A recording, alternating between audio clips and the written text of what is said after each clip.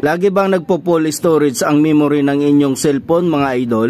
Kahit nagbura na kayo ng mga files, videos, image at nag-uninstall na rin ng iba't ibang apps na naka-download sa inyong mga cellphone, pero panay-appear pa rin itong device storage full.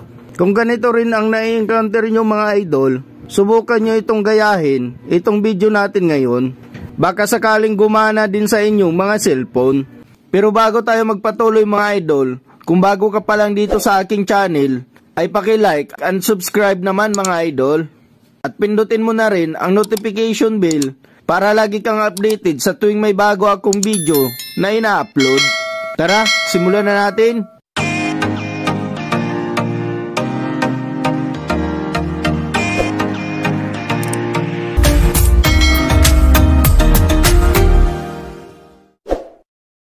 Steps para sa tamang pag-uninstall ng apps ng ating mga cellphone.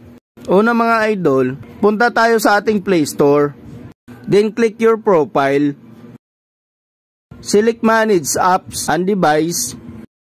At pagkatapos mga idol, click ang Manage. Then click Installed. At pindutin itong Not Installed.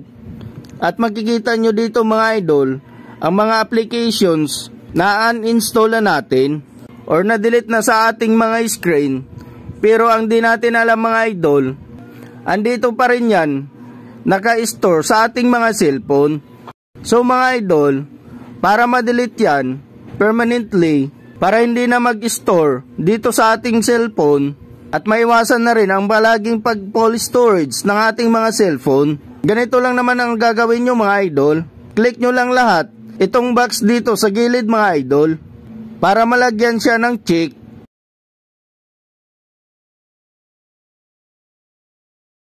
I-check nyo lang lahat mga idol.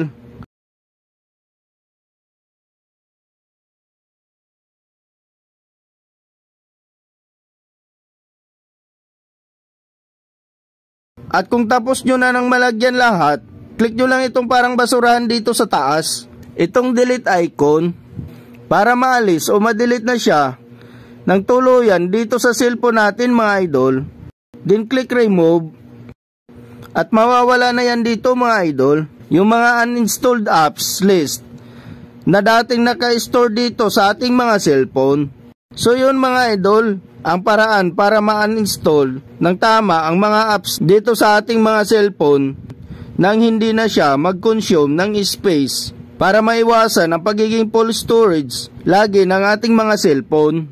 So yun lang mga idol, kung gusto nyo ng mga tips at updates na gaya nito, subscribe for more.